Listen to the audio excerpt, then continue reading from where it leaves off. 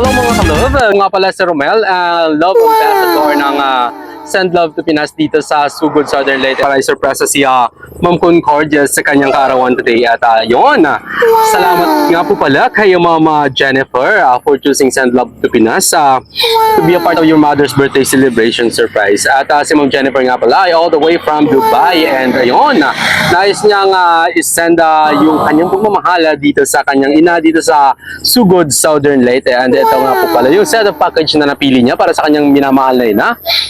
Gold and red po yung theme natin. Tapos meron po tayong 1 bucket chicken ng Jollibee and 8 pieces. Tapos meron po tayong Greenwich na trio.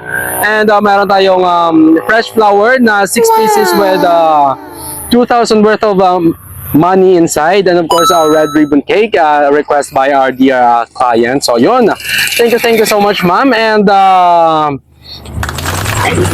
andito nga po pala yung letter of love natin para sa ating celebrant. And ayun,